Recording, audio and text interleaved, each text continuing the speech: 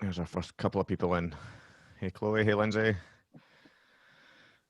Hey, Katie. Hey, Jessica. Yes. We have people. Woo. It's always the fear, isn't it? You have one of these things, you turn it and not a single person appears. Totally. We're waiting for people. So let's just talk amongst ourselves, just all four of us. That's it. That's your fear. That's not our fear. That's my fear, yeah. Yeah, just going to put that outwardly, isn't it? Hey, Raymond. Hey, Shona. Hey, Alice. Welcome, everyone.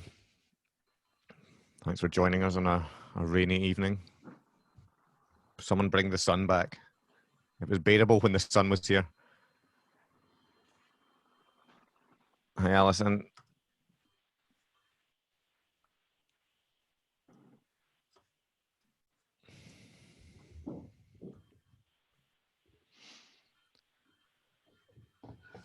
For those who've just joined, we'll wait a few minutes, as usual, see who pops in. We can all look at Rachel's lovely curtain in the background. So colorful. It's very colourful. It's a beautiful curtain. I'm actually going to whip up a new curtain for next week. I think we've all seen enough of this curtain. I certainly have. That could be your thing. It could be my thing. It could be your thing. Whipping Curtain up a girl. curtain. Curtain girl. .com. That's no.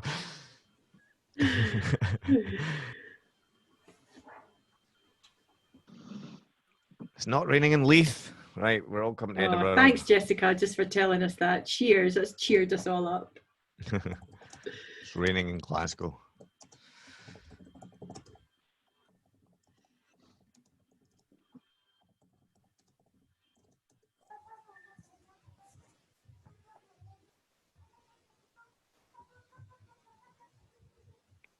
We'll wait a few more minutes.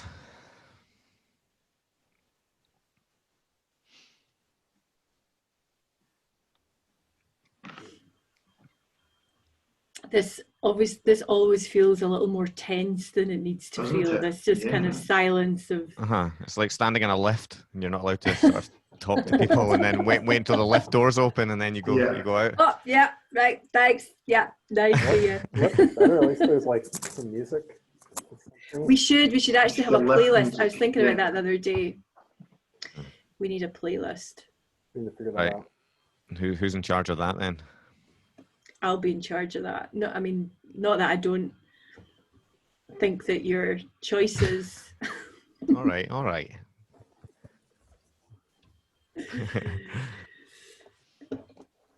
going to write that down as a task that will cheer me up today. Webinar playlist. You said you had a tough day. That means you're going to like choose sad songs for next week. Don't choose them today. Wait till tomorrow. Or angry songs. Yeah, or go and drink a bottle of wine and pick drunk songs. Yeah, this could be a bad move. Better James Blunt. Oh. Cool. Well, why don't we just get started? That's about 3-4 minutes past. Magic. Well, thank you so much for joining us, everybody. For those of you who don't know me, my name's Rachael Brown, and I'm part of the Creative Entrepreneurs Club, which is a network that is driven and supported by the creative community within Scotland and beyond. So today's session is going to be brilliant. We've got Gerard from the Blankfaces joining us, and Andrew will introduce him and give you a bit of background in a minute. But just before we crack on, we will finish bang on 6 o'clock. Lots of people are doing these kinds of chats all over the place at the moment, and we know that you're juggling so much, and we really appreciate you giving us your time. So we will finish at 6 o'clock. This session is also being recorded, so if you want to ask a question after the event, please just drop us a note and we will get that over to you. But if you want to ask a question in the event, remember there's a little panel at the bottom that says chat, and there's also a panel that says Q&A. And we've got the glorious Keenan with us, who will be fielding those questions and managing all of that throughout the session if we need to.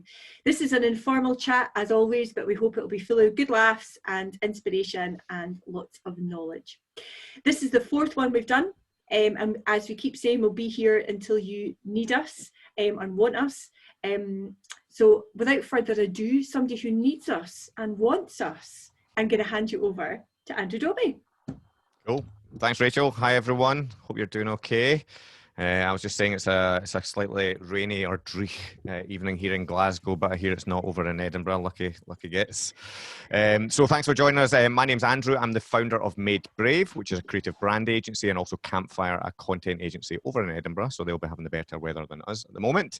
A few weeks ago, Rachael and I came together. Made Brave have been working with Rachael and the team at Creative Entrepreneurs Club to, I suppose, bring as much support we can to the creative industries right now. We've created a group on LinkedIn, Creative Industry COVID Support Group. If you've not joined that, there's over 3,200 people now on that group, and they're offering help, support, and just a bit of chat, I suppose, to each other. Everyone is also signposting for loans and grants as well. Rachael and the team at Creative Entrepreneurs Club have also gifted the platform to the creative industry. So if you want to jump to creativeentrepreneursclub.co.uk, if you sign up there, it's completely free. There's about 1,000 people joined up over there now from over 40 different cities, and there's loads of great stuff over there. There's a whole section on one-to-one support. So if you'd like to chat to me, Keenan, or Rachael, plus a whole host of other lovely people, we'll do our best to try and help you with any way we can, whether that's just a little bit of advice, a listening ear, or to point you in the direction of someone who can help you better than ourselves. It's really easy to do. Just jump on there. You can view who's got time available, and you can book that time, and that is it. So very, very easy. So we've been, as Rachael mentioned, we've had these webinars. This is the fourth in the series. Last week we had Sandy Thompson on the show. Sandy is a filmmaker, writer, and theatre director. And we spent some time with Sandy talking about focusing on the power of creativity, nurturing talent, and I suppose some coping mechanisms and advice for just now as well. Previous to that, we had John Latham, who's a qualified coach, mentor, and consultant, who gave some practical advice on kind of looking after our mental well-being and self-care, which is obviously very important for us all right now. And in our first session, we also had Mark Logan, who's the former COO of Skyscanner, and Mark gave us some tips on sort of being resilient in a time like now. If you want to check any of these out, they're all recorded, and we do them all live, obviously, as you're here live. But you can check them out on the sorry, I say that every time, on the Creative Entrepreneurs Club website, or if you just jump back on LinkedIn on any of our pages, you'll be able to find us there. So yeah, obviously just now, a lot of us businesses have had to change overnight. We've had to, relook at things. Markets have closed completely, and a lot of businesses are pivoting or adapting, as I like to think, in this current climate.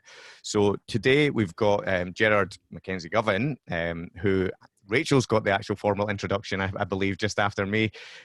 So Gerard's hopefully going to share some of his thoughts about, what he's been up to, how it's affecting his business at the moment, and hopefully between the four of us, we can share some valuable tips and thoughts today.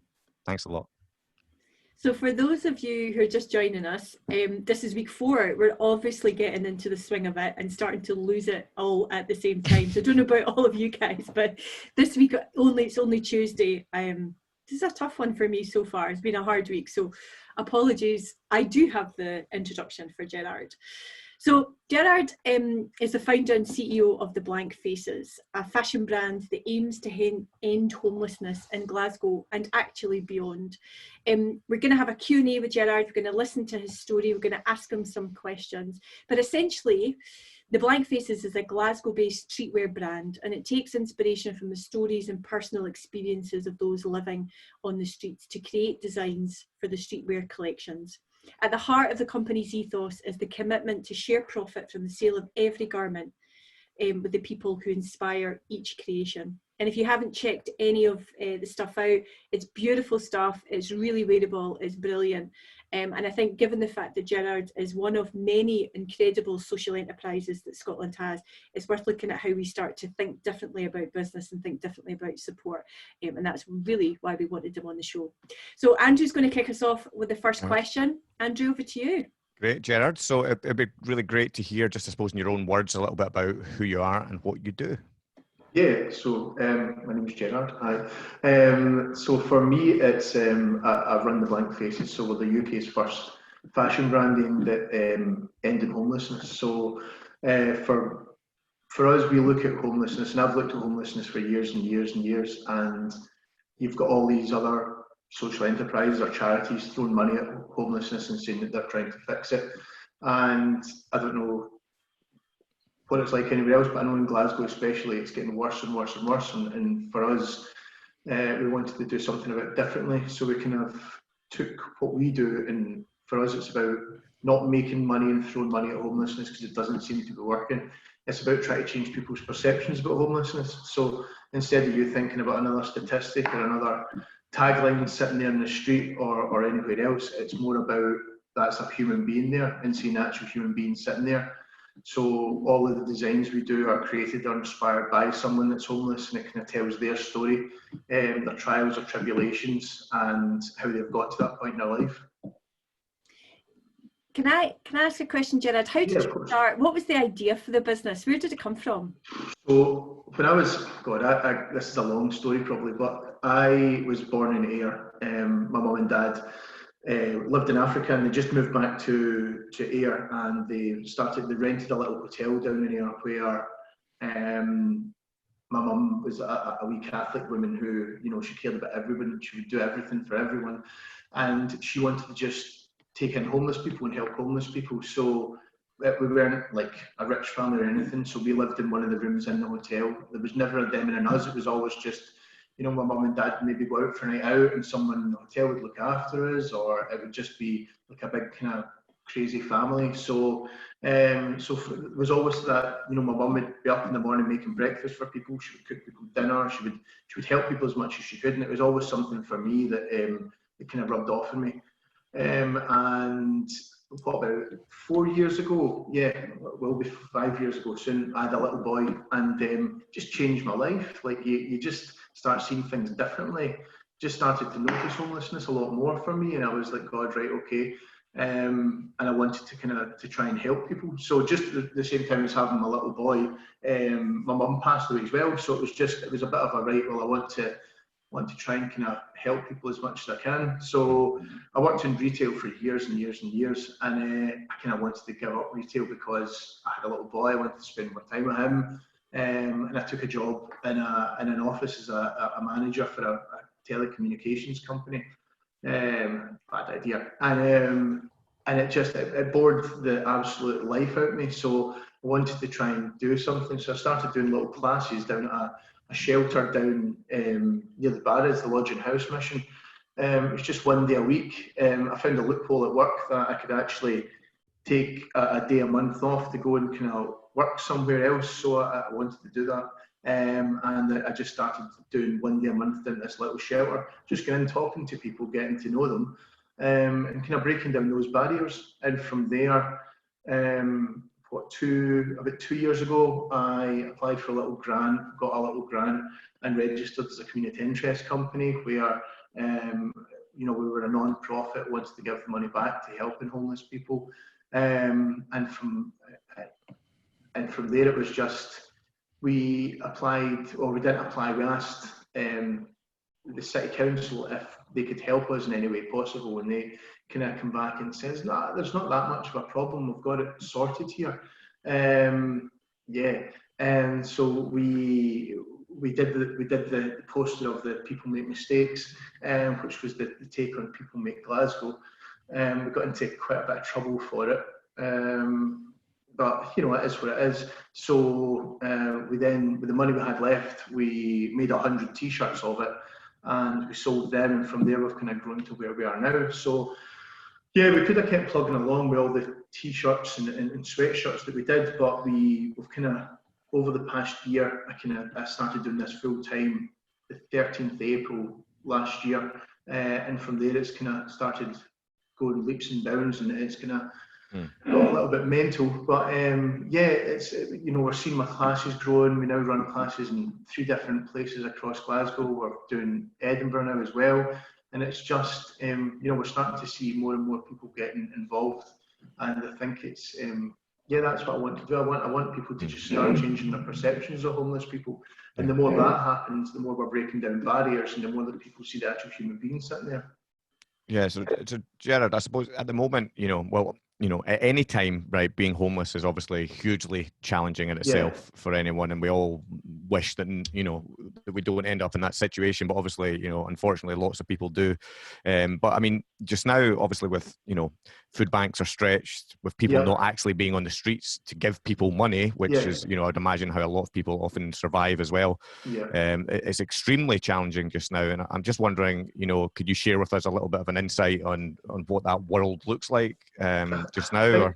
I think for us at the moment it's kind of hard because the places that we run our classes from are all, we're not allowed to run classes. It's all everything's kind of been pulled back for us. And I was talking to one of the women that run one of them in town the other day, and I was saying to her, it's good that a lot of these hotels are opening up and people are staying in hotels and stuff. And she was like, there's more people homeless in the streets now than there was 6-8 weeks ago. It's all, a lot of the stuff in the papers and the TV, it's all just kind of good news stories, but there's so many more people because you've obviously got an uplift in spousal abuse, you've got an uplift in all these kind of things at the moment. So it's a bit of a tough one, and I think for us the only way that we thought that we could help is, one of the things that we do is for every design or every product sold, we give a percentage directly to the homeless person that's come up with the design, because it's going to be giving them something back as well as giving back to the wider homeless community.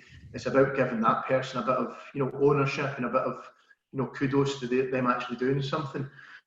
So as well as that, what we're trying to do now is we're working with the Marie Trust, and we're donating 25% of all our sales at the moment directly to the food banks in Glasgow to try and help them, because the food banks are really struggling. It just seems everybody's really struggling. We're probably all really struggling as well, but it's more about kind of to helping these people. And I think that a lot of people are saying furlough just now, and these people can't go on furlough. These people don't have a house, or they're still sleeping in the streets and stuff. So I think that it's going to be a different world when we come out of it. But I think that we need to be ready to just have everything to go, because we want these people we still want to be engaged with everybody that we work with, so that when we come out of the back of this, then people there's still something there that they remember that we're doing each week.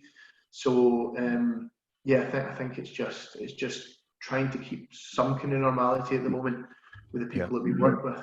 Yeah. Can I ask, Gerard, one of the things, and for those of you who are not from Glasgow, you may or may not have seen it. So there's a big, huge, it's magenta, isn't it? Bright pink, but I think it's magenta, and it says "People Make Glasgow." Yeah. And what Gerard and the guys at the Blankfaces did was they took exactly the same logo, and instead of having "People Make Glasgow," had "People Make Mistakes."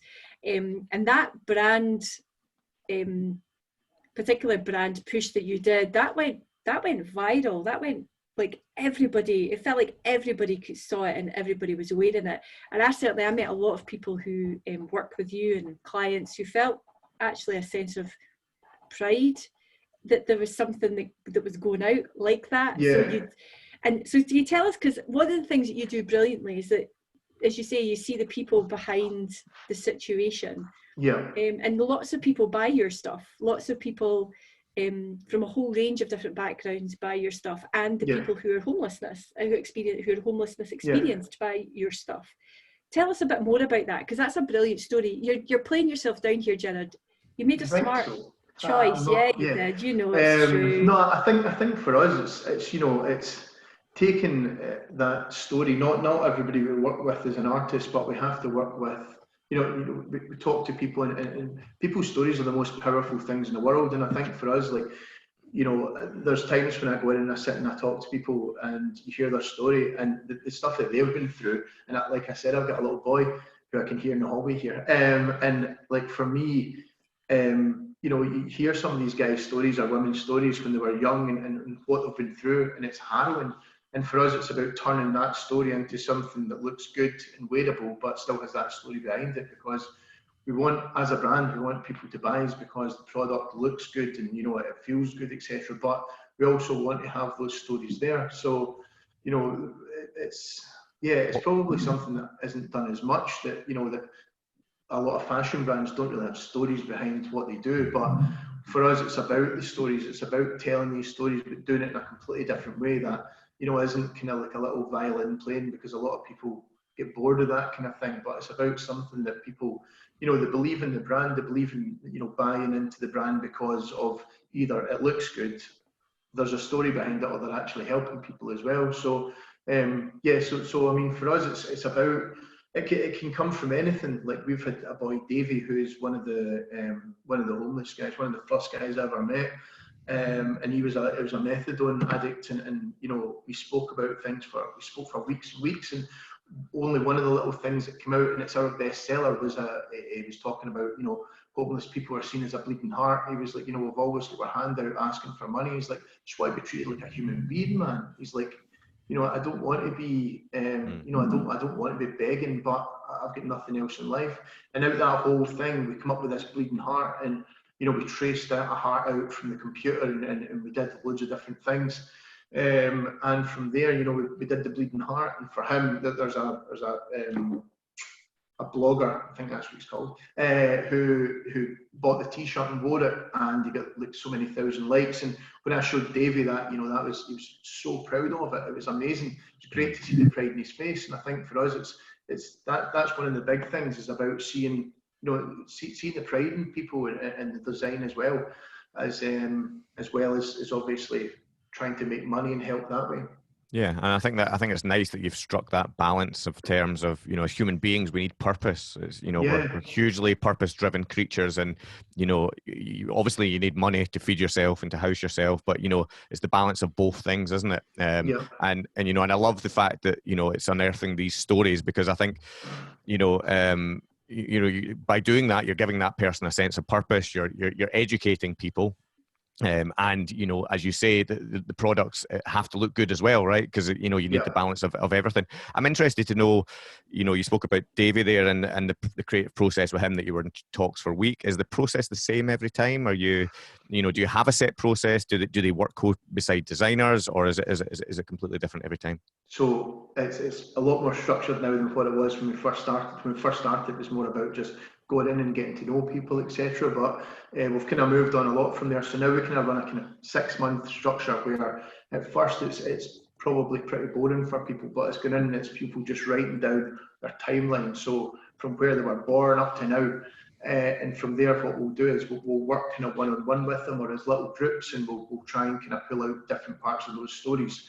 I mean, for us, we've got a boy, Buddy, who works with us, and Buddy's amazing. So for Buddy, he's got maybe 4 or 5 designs coming out, and it's just because he's there every single week, and he's, you know, and he wants to tell his story. He wants to, and when we're coming up with different ideas, he's then going, oh well, we could do this, that, or you could do this. And I mean, some of his artwork, you know, it's not Monet, but when you look at the actual stories behind the stuff he does, it's amazing.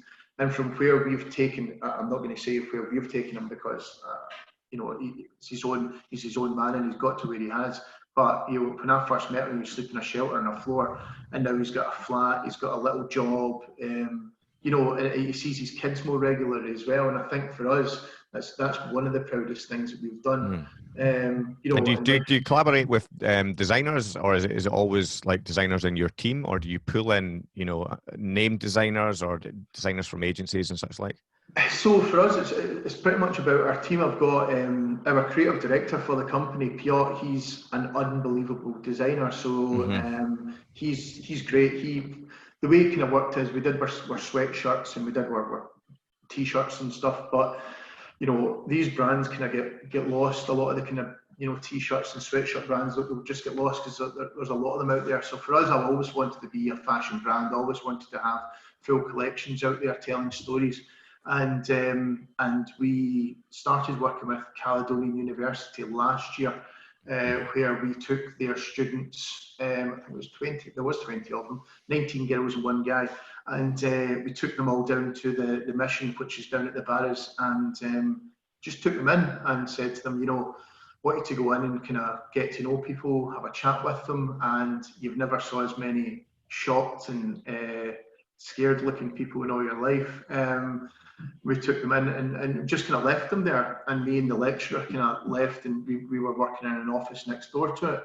And we come back a couple of hours later, and all the students were sitting talking to different individuals. And that's probably for me is, you know, one of the proudest moments, because it was breaking down the barriers. These people, these young kids were then seeing people as people instead of, you know, and when we talked to them after it and we kind of had a debrief, they were like, yeah, these are just normal human beings. And we're like, yeah, they are just normal human beings. And they were like, God, you know, I was scared of doing this and doing that. And for us, it's that was brilliant. And from there, what we did is we worked with the students through the semester, and they come up with a garment, so jackets or whatever. And at the end of that, we did a fashion show down in Merchant City, and we picked a winner. Well, we actually picked 4 winners. And what we then do is we manufacture their garment. And one of the big things for us, and probably another part of the business, is that there's so many talented fashion people in Scotland that just run away to London as soon as they can, because that's where everything is. It's all down in London. And up here, there used to be so many great little brands up here, but they seem to have disappeared. And there's so many, you know, they've all went down to London now, or they're all in other places. And I want to bring something back to Glasgow that's cool, and you know, that people can actually have a bit of pride that it's, you know, not that we've got the saltire all over it or whatever, but just that, you know, we've got something back in Glasgow. So working with the students, you know, we give them a percentage of each garment sold as well. So it's getting their name out there, and it's also giving them a little bit of money for them as well. So we did it with Caledonian, it went really well, and we've just finished it with Gala Shields. That finished a couple of months ago, so we've got tons of outfits from there. Their work was amazing. We've just done it with Caledonian again, so it was just about supposed to finish, but COVID being COVID has kind of cancelled a lot of it down, so we're just going to have to kind of pick up where we picked up, where we kind of left off once everything gets lifted. And I think that's kind of one of the kind of models we want to work with, is we want to work with students. What you'll find is in fashion as well, is that a lot of big brands, you know, they'll let you go down and work for them for 6 months, 8 months, a year for free. You know, so I think I'm just wondering, Gerard. I'm spitballing and brainstorming while we're on here, because I'm inspired. But you know, there's obviously tons of artists, there's tons of designers, there's tons of motion graphics people on furlough just now. There's people that want to do good but don't know what to do. You know, I've seen there was a good campaign called Not For Long, I think, I shared on LinkedIn yesterday. A whole group of advertising creatives from London kind of, you know, trying to use their free time for good, I suppose. And I'm wondering if, you know, it should be the time now to kind of, you know, making a bit more noise. We can obviously help and support that Made Brave wise, and I'm sure Rachel, you know, with the platform is as well, because I suppose, you know, the more people you get involved, the more designs you can create, the more, you know, the more of an impact you can have there. It also sounds something like, you know, you almost feel like they should be marrying up named designers or other brands to do collabs with, because then you get in front of their audience, you get that kind of that big pool that pulls them all in as well. And again, it does great for everyone involved. We do have a collab coming up with 40 Clothing soon, so so that'll be really good. I mean, the guys there have been, you know, as a brand, you could have just went, oh yeah, let's jump on the bandwagon and kind of, you know, say we're doing a collab with a non-profit, but the guys have been so into it. They've come along, they've come down to the shelters, they've done all that kind of stuff. They've been amazing with us. So we're doing a little collab with them. It's supposed to be released in the summer, but that'll be pulled back probably a little bit now. But yeah, I mean, for us, it's about probably looking next year into, you know, doing a lot of kind of bigger collabs, because it's that's probably for us. That's how we would launch in a more fashion based kind of way. You know, we do all our designs and stuff like that, but a lot of the stories get lost. So for us, it'd be better to do it with probably bigger brands that can actually support us in different ways. And what does success look like for you in terms of, like, if we could fast track it, or, you know, or if the creative community right now could help and support and get behind you, and all the people listening and all the people that watch the rewatch of this, what does it look like if we get there faster? Where is there? For us, it's a shame, but I mean, homelessness is worldwide. You know, it's a thing that you look at, you know, countries all over the world, and the homelessness is massive. And I think that, you know, as a brand and in fashion, I think that's probably why I chose this. Was you know, fashion's a worldwide thing. You know, people, you know. People go out, people buy things. If somebody's wearing something that looks good, people will stop them and ask them. And I think if we can get those stories out there, then that's kind of the way we want to go. You know, we want people to buy them all over the world, so that you know, that our story gets out there, and these people's story gets out there. As well as that, we're supporting them financially in some way. Then, you know, we try to build or we try to tackle homelessness in a total different way. Instead of all this throwing money at it, you know, look at that person sitting there, and don't, you know, not another, you know, there's 8,000 people sleeping rough or whatever. When I don't know about anyone else, but when I hear all these big numbers, it kind of switches you off a little bit, because you think, well, you know, there's all this happening, somebody else must be doing something about it. But if you sit Davey down in front of you and say, this is Davey, and this is, you know, this is his story, you know, that it's powerful. I think for us as well, one of the big things in being the Blankfaces, it's kind of from day one, you know, speaking to the people that we work with, you know, they've always said, you know, we don't want this whole poverty porn thing going on, where, you know, you put us in front of a camera and we cry down a camera and we do this and do that. They said our life could change 5-10 years down the line, but we'll always be that homeless guy or that homeless woman. And, you know, one of them was like, I could win the lottery tomorrow, but I'm going to be the homeless guy that wins the lottery. It was like, I don't want to be that. I want to be, you know, John or whatever that wins the lottery. So for us, it's never been about, you know, doing the whole poverty porn thing. And as well as that, I know that I'm on camera just now, but we, as a Blankface, across the board, we try to kind of not show who we are as a team. We try to be, you know, a bunch of blank faces. We're all just working towards one goal. It's about showing the artwork and the stories of these people that have been through so much in our life, that we can hopefully help them. One of the things that you do brilliantly, Gerard, though, is you've got such a great model, because you've mentioned that the designers who are homeless and who are students get a cut, so everybody gets a cut. But there's a challenge with that, insofar as if you're homeless, how do you open a bank account? How do you manage that? So you did something cool with Monzo, is that right? Yeah, so we actually worked with The Big Issue. We share an office with The Big Issue in town, so it's pretty handy. So yeah, we started working with The Big Issue, and what The Big Issue do is they work with Monzo on giving homeless people bank accounts, so they don't need a fixed abode. The card will get sent to usually our office, and then from our office they'll get their card, and we can then just put the money into their account each month. And I think that's, I don't know any other kind of banks that's doing that, but I mean, Monzo were great when Big Issue came to us and said, you know, this is something you're doing, do you want to kind of piggyback off it? We were like, yeah, that'd be amazing, because instead of us trying to, you know, chase down people and say, oh, there's your 20 quid from last month or whatever, or, you know, whatever, it's just more like, oh, well, you know, we sold X amount from this shop, so just put it into their bank. So it's been great that way. You spoke earlier before we came on there, some of the challenges you're having in terms of, you know, accessing your own stock. You know, you sell stuff out of a shop in the Design Exchange and Buchanan Galleries in Glasgow, and obviously with no access to Buchanan Galleries, there's then no access to your shop for stock. I mean, today's, you know, webinar, we're talking about adapting, and, you know, I suppose how are you adapting, and, you know, what challenges are you facing, and how are you, you know, how are you, you know, adapting to them? Yeah, I would say for us, it's you know, that's probably the biggest struggle, is the fact that a lot of our stock is in different shops around Glasgow, and we can't get to it. But we do have,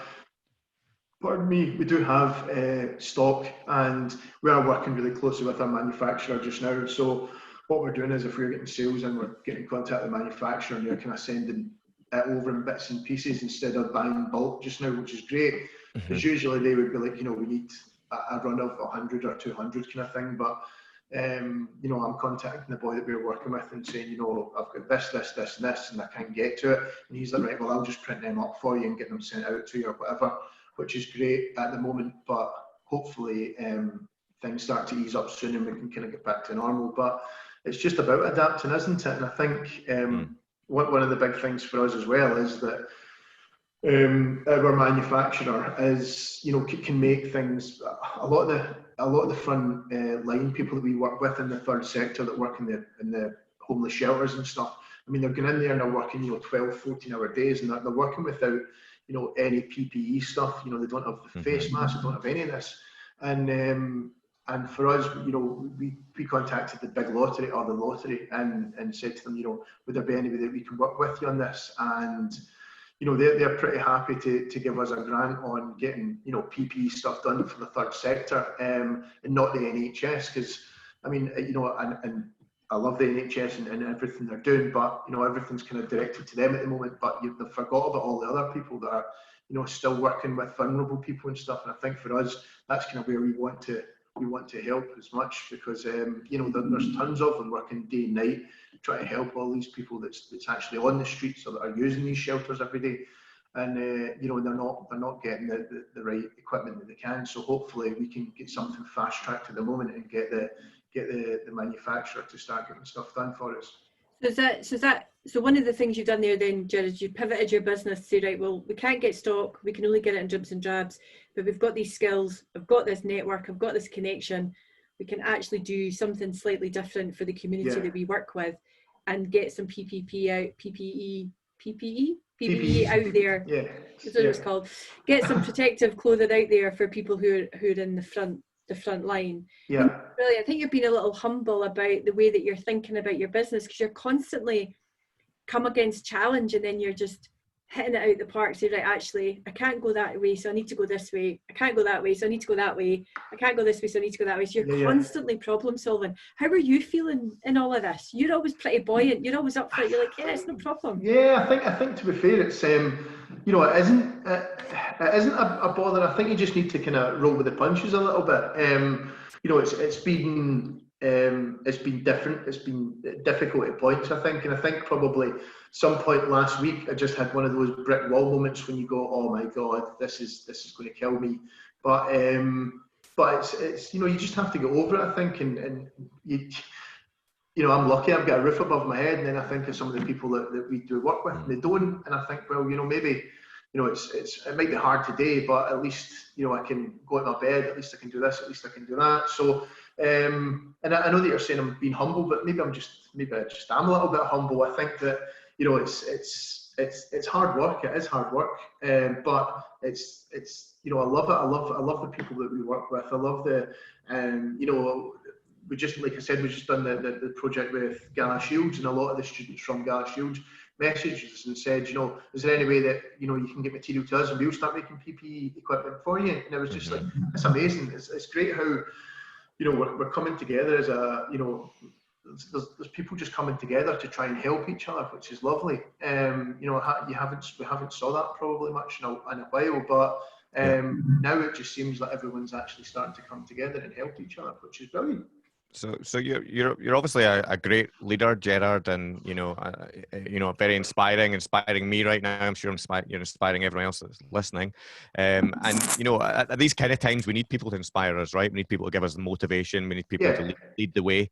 I'm wondering, like, where you look for that. Like who do you see that's leading the way? Where do you get some inspiration for, if from those people at all? Inspiration. Well, closer to home, I'd probably say, like, I look at my little boy and he inspires me every day. Like, I know you've got a little boy as well, and both have kids, and it's just, it's just like some of the stuff they come up with, and for us, it's, they don't see life, they don't see life in the way that we see life. We've been kind of hardened to things, but my little boy's so inquisitive, and he'll just be like, why is that there? Why is this there? And I love that. And for me as well, you ask him what he wants to be, and he's like, what about a dinosaur? And I'm like, it's so true, isn't it? Like, I was literally sitting in the bath with Finn, he's sitting behind me here down here, the other night, and asking him stuff, and he was coming out with way better ideas for everything, so I just started asking him all sorts of stuff about business. How would I keep my team happy just now? How would I do this? How would I do this? And the ideas were better than mine, and it's so much so that it sparked an idea with Keenan and myself here that we're running a webinar Tuesday. When is that, Kieran? This Thursday. With them. So we're bringing the kids on. So myself and Kieran are coming on with our 2 kids, and we're going to. Here he is. Here's Finn. Say hi, Finn. Where are you? Hi. Right. So Finn's going to come on, and Lucy, who's Keenan's daughter, is going to come on, and they're going to talk about. They're going to give us the advice, because, as you say, it's like sometimes that different way of thinking, where they've not been jaded or tainted the way we have, or something. There's just something nice in that, isn't there? Yeah. It's lovely, isn't it? You just see it from a child's eyes, and they just, especially like for us, we lived.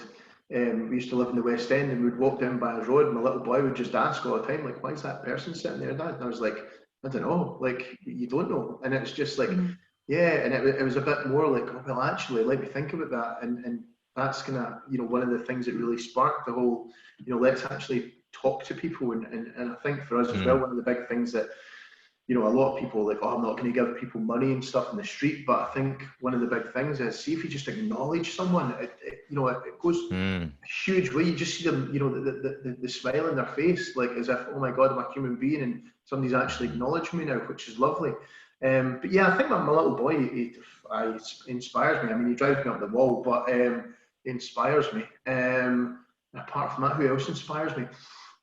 Well, while you're thinking, I just want to give a wee prod to all the people who are watching. If anyone's got questions, we've got the Q&A box below. So if they're rummaging around in your head, they're probably rummaging around in someone else's head.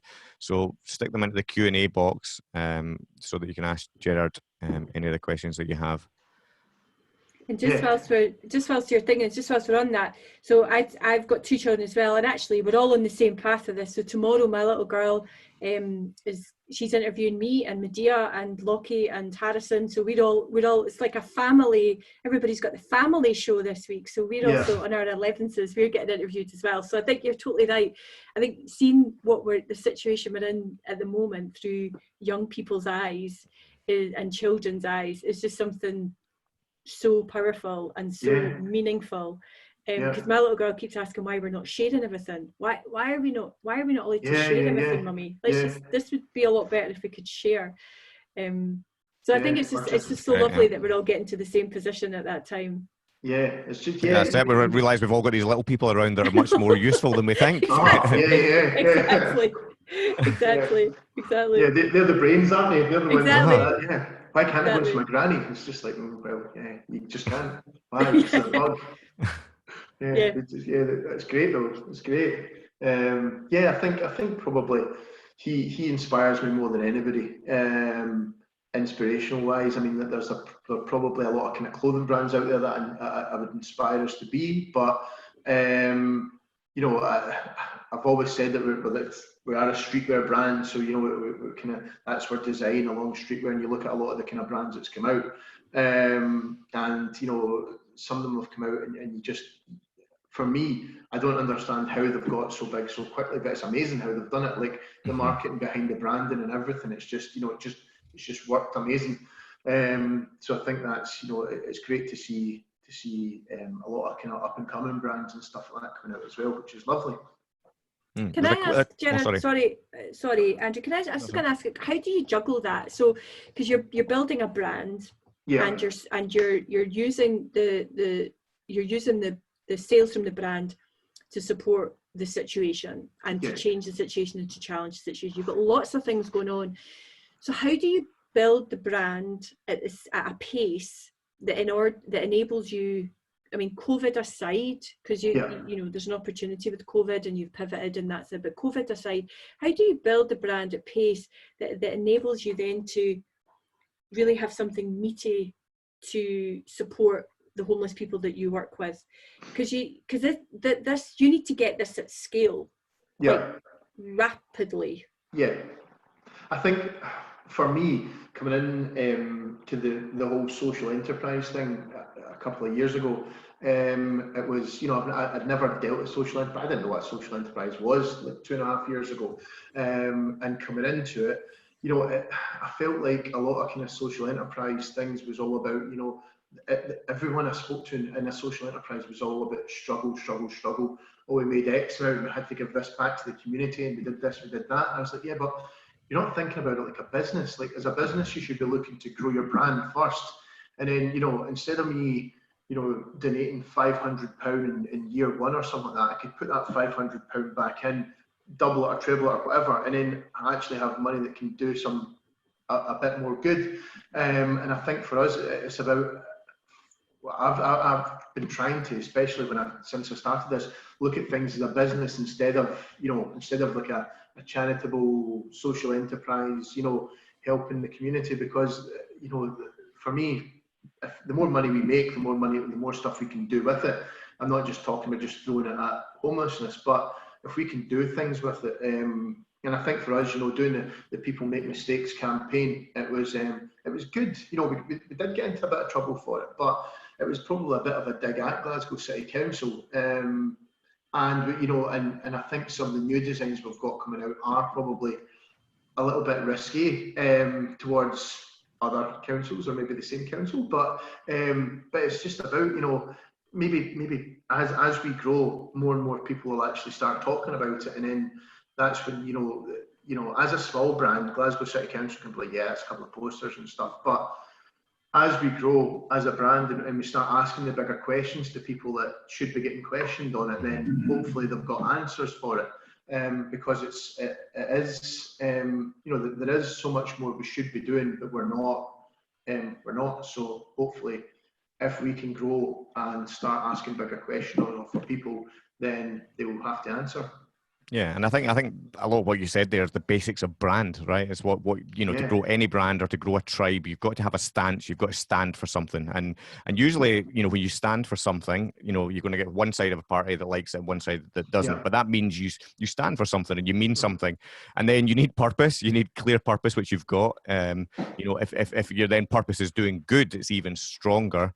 And if you can bolt on, this actual t-shirts, the things, the actual product are as good as a diesel t-shirt or whatever else. Yeah. The mix of all those things together are going to create, as you say, a great business, and that great business is then able to do good because it's generating profit that can make money rather than just relying on inbound.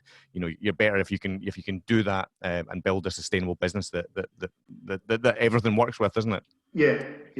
So we've got a couple of questions coming in. Caitlin Kirk says, please ignore this, have already been discussed. She missed the first 15 minutes, but she's interested to know, how do we get homeless people involved? How do we get them? Is it through hostels, shelters, food banks? Are there any other practical things, such as the bank account, that you've come across as useful? Yeah, I think, well, for us, it's been, we do work in shelters throughout Glasgow, and we've just started kind of working in Edinburgh. We've just started working with that. So we do a bit of work with Sami community, with Y people as well. And I think for one of the big things for me is the whole young homeless thing is a killer for me. Like, I see young people that are homeless, and it really gets to me. So another thing for us is obviously we share an office with a Big Issue. So that's fantastic because they've got people coming in all the time, and a couple of people on my board also run social enterprises within Scotland who work with homeless people. So we've got a lot of connections there as well. What we're looking to do is, we obviously run our classes within the shelters, but what we're looking to do is we're looking to create a hub where people can come to us as well. Instead of us having, a Wednesday and a Friday maybe classes, people can drop in whenever they want, kind of thing. And we can start creating a bit of a community where people, feel comfortable to come in and tell us their story, and we can work together on something. Because a Wednesday and a Friday, I mean, people that are homeless, life's chaotic as they are anyway. So to try and say to them, you need to come in every Wednesday, it's kind of, a lot of them are like, well, I don't know where I'm sleeping on Wednesday. So so for us, that's kind of a bit hard. But on the opposite side of that, like talking to a lot of them, they're like, yeah, it's great to have a structure every Wednesday and every Friday when you come to your classes. So, and one of the people that's really close to me, David Duke, from Street Soccer, said, that was when he started doing stuff when he was homeless. That was a big thing to him, having the structure every single week and building on that. And I think for us, that's a big thing. It's having that there, that people know that they can come along every Wednesday, every Friday. But once we open up a hub where people can start coming along all the time, it'll be more of a kind of community space where people can actually just share their stories. We've got another brilliant question from the floor, Gerard, for you. So if you were in charge of a £5 million pot of money to support early stage organisations and also offer valuable in-kind support, how would you design this? How would you invest the money? It's a tough one, isn't it? Oh, come on. Yeah, I think how to say this. I think for me it would be about taking everyone at face value. You know, no idea is a bad idea, and I think a lot of people get shut down quite early or don't get the support they want to because their face doesn't fit. And I think for me it would be about just, you know, having people there that believe in each and everything. Like for me, I had a little idea, like, and I went along and said, "Oh, this is my idea." I never thought, you know, at any point that it would get to where it's got to, but it has, and it was never, you know, something that I thought, oh, this is going to be huge. But you know, I can see it getting bigger and bigger. So I think that, you know, you need to take everybody's ideas and everybody's stories, you know, as a baseline and kind of work from there. And if people don't have don't have the experience or whatever, then train them how to get it. Like if you've got £5 million, it's a lot of money. You can do a lot with that. You can put training in places. You can do all this kind of stuff. But so it's a lot easier to get to, I would say, as well. And I think for us as well, looking at funding and stuff, it's you know, you have to put in an application for one fund, but change the wording or change something else for another fund. And I think that if we just had one big pot where we could say, right, well, there's the application, and then someone within that organisation says, right, well, they're in for that pot or they're in for that pot, so you don't have to, or they're in for both pots, so you don't have to keep, you know, writing up applications every couple of weeks for different grants and stuff like that. And I mean, for us, we want to be a self-sustaining business. We are still quite a young business, so you know, it's easier when you're a big business to have someone in writing all your applications for you. But when you're a one-man band, it's, you know, you're doing all these applications, but then you're missing out in maybe like sales online, or you're missing out in marketing and etc. So I think it'd be easier to have one big pot where people can say, right, well, you know, this is your idea, then let's see how we work on it, instead of just giving you a straight no. Because a lot of people have great ideas, and when you hear about them and they go, oh yeah, I didn't get support for it, you're like, what? Like that's mad. But yeah, that's probably what I'd do, is I would give everyone, Rachel, thanks, invest in talent. Yeah, that's exactly what I would do. You know, not everyone's a finished article, and if you are the finished article, amazing. But I think when you get to that point when you are the finished article, you should probably be giving back a little bit, because there's plenty of people out there that need that little bit of giving back. There's a wee question from Katie Shewan. So she says, I love seeing Scottish clothing brands. I started my own in uni, which is currently on hold due to fourth year taking up too much time. But for inspiring Scottish apparel companies, what advice would you give to them in the current situation, as selling products in this market obviously is quite difficult for some? I would say, you know, just if you believe in your product and you believe in what you're doing, then just keep going. I mean, it's you know, it's quite easy to give up, and you know, we've had feedback over the past few weeks from people saying, you know, it'd be easier for you to shut down at the moment and then open back up when all this is over. And it's like, yeah, but you know, we're going to be missing so much. Like, we're trying to help people, and I think even if it's not about helping people, but you want to you know, have your own brand or look into it in some way, it's, you know, Scotland's a great place. We used to have so much manufacturing in Scotland that's now died away. And I know, like Rachel, you do the Fashion Foundry, which is an unbelievable thing, you know, and you're helping, you know, young creative people come up with what they're doing. And I think that, I just think, you know, it's tough. Starting your own thing is hard, and you know, Andrew, you know, it's a hard thing to do. But if you believe in what you're doing, then I think it's just kind of get the head down and go on. Yeah, and maybe to add on to that, what I would say as well is that, you know, if at the core of your fashion brand, right, you've got some sort of great purpose or you know, something that's driving you, some sort of vision, well, this is the time to talk about that vision. This is the time to activate it, to do things based on whatever that is. You could also use this time as well to if you've got extra time, if you're fortunate enough to do so, to be working on designs, you could be then, putting those designs out, and you could be testing them. You don't have to put them on a t-shirt to test them. You can put them out to. That's the great thing about the world right now is try them before you put them on a t-shirt. Yeah. Build some sort of campaign where people tell you what they want, and work on building relationships. Like a lot of great collabs, happen in fashion brands. So could you be using this time to reach out to people or reach out to other brands that could help launch your brand when the time comes? Yeah, I would definitely say. I mean, for us as well, it's been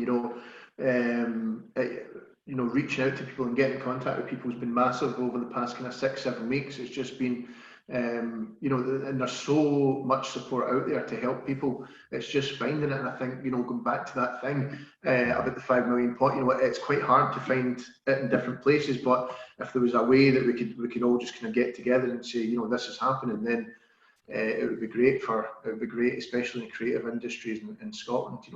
It's like I said, it'd be great to see Scotland boom again within fashion, because it's a kind of shame how a lot of kind of brands have fallen away. Kieran, do you want to pull out a question somewhere? Yeah, sure. Sorry, so this one's from Jack Proctor. Hey, Jack, how you doing? Hey, Jack. Here. So, for any or all panelists, is there purpose-driven adaptation that you've made in response to the pandemic that you'll carry forward into the new normal? So is there anything I would do that'll carry forward? Is that? Yeah, is there anything that you're doing now? I mean, because I don't know, I've just, for us at Made Brave, I've heard for, just countless other businesses who have, maybe wanted to focus on certain aspects of their business, but just haven't had the chance, haven't had the time. They've kind of been forced to prioritize some of these things now. And for us, we for Made Brave, we've always done some remote working and flex time, that sort of thing. But now we're kind of forced to do it and figure it out. So that might be something that we carry forward. So for you and your business, or for anybody else here, is there something that you've maybe learned during this time that you might carry forward and once things died down and gone back to normal? One of the big things would probably be these meetings, because before that I'd be traveling all day, I'd be going everywhere, but now I'm just I can just jump on my laptop and speak to people quite easily, instead of going away down to Gala Shields for the day or whatever. I can be I can just jump on a call. So definitely be pulling that forward when I'm doing that. As well as that, I would probably say I think for us as well, it's just about the team we've got just now, just making sure that everybody knows exactly what's happening all the time. Because for me, I do take a lot on my shoulders and just try to run with everything that I can do. But just now, I've been trying to kind of pass everything out to the team that I've got behind me, and they've been doing so much better than I can do. So I need to start remembering that I'm not a jack of all trades, and maybe I should actually put my skills into what I'm good at, instead of just trying to do everything and not doing it as good as what it should be. Yeah, that's a brilliant point. I'm going to be a wee bit controversial just because I can't help myself. One of the things I'm definitely going to carry through from the pandemic is to work with more people that I actually really like and genuinely love and respect and enjoy the company with. I think sometimes I'm a bit like Gerard, I straddle different worlds. So it's a bit of public sector, it's a bit of private sector, it's a bit of investment. I straddle all of those worlds. And sometimes you work with people you think because you have to. And I think what the pandemic has thrown up are people's values and the way that they behave. It was always important to me, but it's become more important to me now. And so people that you really go, actually, I really respect it. You can do that brilliantly, so I'm going to do that with you. Or people you just go, do you know what, mate? Nah, not doing Zoom beers. It's not happening. Yeah. I think this whole thing's kind of shown a lot of people kind of who the good guys are and stuff like that as well. And I think that it's good when you've got people that can actually help, that do help, which is great. So yeah, I would say that's a definite, Rachel, working with people that you actually like, and that that you can work and help each other, instead of just being instead of you just being a poster boy or something for something, and you're not getting anything back. So I definitely think that. I also think it's going to be a tough one getting out of tracksuit bottoms. It's going to be tough, honestly. It's like just now. It's like what tracksuit bottoms will I pick today? But then when I go back out there, people are going to be like, why is this guy wearing tracksuit bottoms? He's supposed to be on the fashion label. So yeah, that's going to be a tough one. Got to put your good tracksuit bottoms on for going out. Oh yeah, my tight tracksuit bottoms. Yeah. That's it. Well, we're just coming up. We've only got 1 minute left. Can you believe it? We've only got 1 minute left.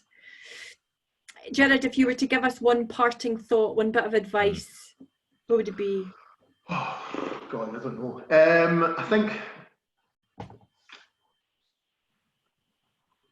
I think for me, it would be to really focus on what you want your brand to be, or what your brand aim is. I mean, a lot of people. I mean, we spoke about, you know, Blankfaces is about looking at ending homelessness. You know, it is the big thing is about ending homelessness, but for us, it's, you know, it's probably a thing that's never ever going to happen. You know, our tagline is reverse social decay, and that's for us. That's what it's about. It's about changing those perceptions, even if it's one person at a time, and kind of getting that over. But you know, there's a lot of big brands out there that say, you know, this is what we're after, but you know that, you know, nothing that, you know, things like you know, ending homelessness, it's a huge thing to ask for. So I think that it's about finding your niche and kind of really kind of exploiting that. That'd be what I would say. Fantastic. Cheers, thank you. Well, thanks everyone for joining us. As usual, I'm left very inspired, which I was kind of needing today. I think Rachael was needing as well, and I'm sure Keenan too. And yeah, I think to sum up, I mean, I think what I've taken away from today is that there's many ways to look at business, and it's not always the straightforward way or the simple way that everyone goes for. You know, I think it's like someone mentioned in the comments somewhere about the kind of layers within Gerard's business. I think that's something that I've taken away, is to think about those layers and think about how you can use them for good. And I also believe that, yeah, it just now shows up the good guys and the not so good guys as well. And I think, you know, if you're trying to figure out what to do in your business next, well, maybe start by trying to do something good for someone. And, you know, what I've seen, what we've found is that by doing good for someone, something good comes back to you. And if we can all be doing that and looking after each other, that rather than just looking after ourselves, then perhaps, you know, we can leave the world in a better place than when all this began, which would be nice to see as well. So if you've not done so, make sure and go and check out all of Gerard's social channels. Gerard, what are they? Do you want to let everyone know? Yeah, so on Instagram and Twitter, we're just the _Blankfaces, and on Facebook, we're the Blankfaces CIC. Yeah, that's our 3 channels. We try to do as much as we can on them. Again, it's one of those things that when you say, "Oh, I'm going to try and do everything," but sometimes some stuff falls down. But yeah, so socials are yeah, the Blankfaces. The same for Instagram, and Facebook is the Blankfaces CIC. Community Interest Company. Smashing. So obviously, as we mentioned, this has been recorded, so we'll be sharing it. So also, if you give people a share that would be interested in Gerard's story, we'll be back next Tuesday at 5 o'clock. I don't think we have a guest confirmed yet, do we, have Rachael? Oh, maybe. And it's going to be a big reveal. A big reveal, is there? Right, okay. You can reveal it to me after this call. But yeah, thanks for coming along. If you follow Creative Entrepreneurs Club on LinkedIn or across Facebook or Twitter, and likewise with Made Brave or any of our 4 personal channels on LinkedIn, and we'll keep you up to date on what's happening next. Thanks a lot, and thanks for taking the time at the evening. Take care. See you next week. Thanks everyone. Bye. See you next week. Bye. Bye.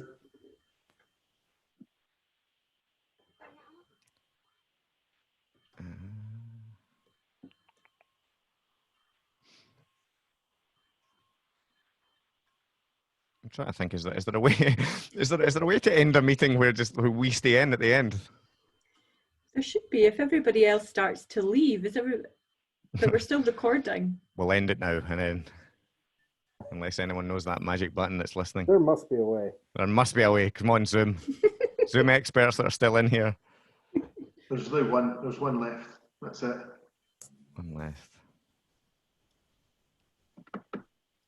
Okay. And you need to stop recording. That's us. Yeah, that's us. Yeah.